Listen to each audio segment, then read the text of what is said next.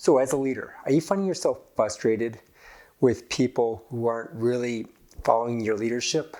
Especially those who have egos greater than the organization or the team itself? How about if I told you there's a simple answer to help with this problem? I'm Eric with Leadership Developed. This week we're going to talk about how you can use these items to be able to reach out and get people, even the most self-absorbed ones, to follow your leadership. There are times in our leadership journey that we find the people that we are working with, they just seem out of reach. They just feel like they're so self-absorbed to be led by. The only thing that people care about is themselves. Well, that is true. We do worry about what is it in for me? How do I get to my goals? Who's helping me? So for you as a leader, you're creating that culture, you're creating that environment for people to be successful. So these three things are what's going to help you as a leader to be able to reach out and be able to have those people follow your leadership. First one is their identity. Everyone relates to their identity.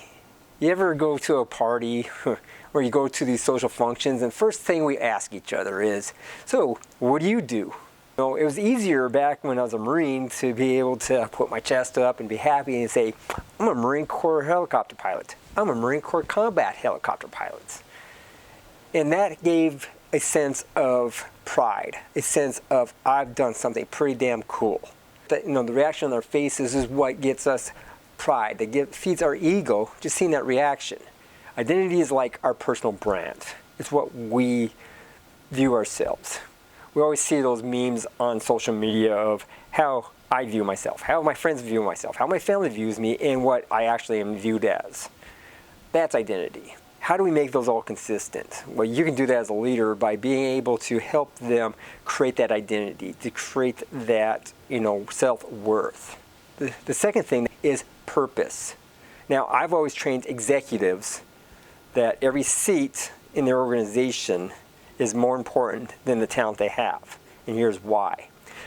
The seats that are in position for your organization do a function. It doesn't matter what the talent is brought into the system. You don't create a seat for the talent. You have the seat created for the function. The talent then fills in that seat and it flows over more than what the job description is.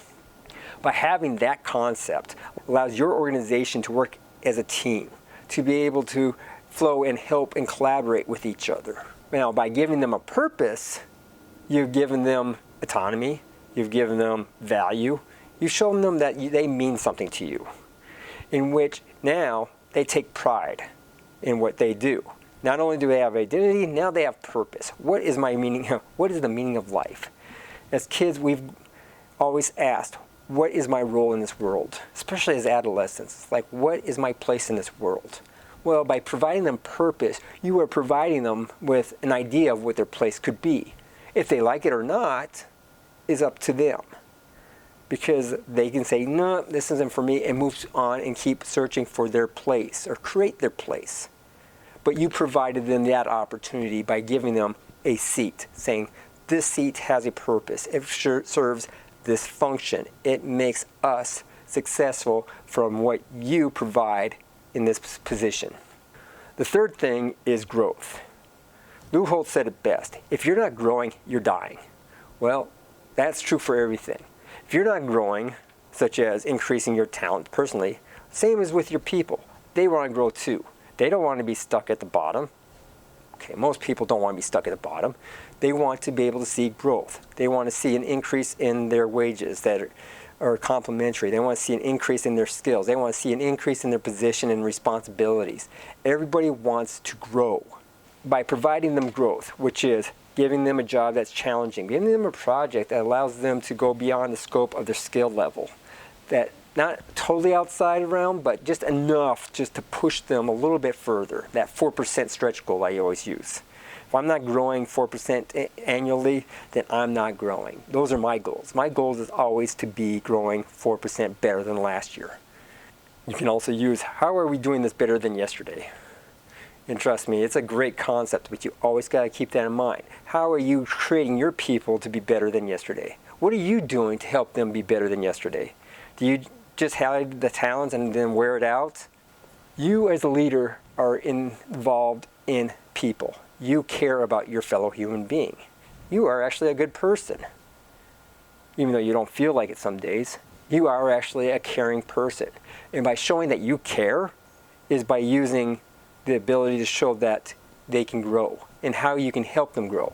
Whether it's external classes, bringing in workshops, sending them to certifying courses, or just challenging them to take on a new skill that will help them in a promotion within the organization or help them find a larger position in another organization.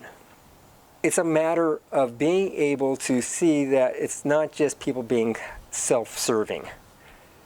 It's about understanding as a leader how you got to your position with the help of somebody helping you with your identity, helping you with your purpose, and helping you with your growth.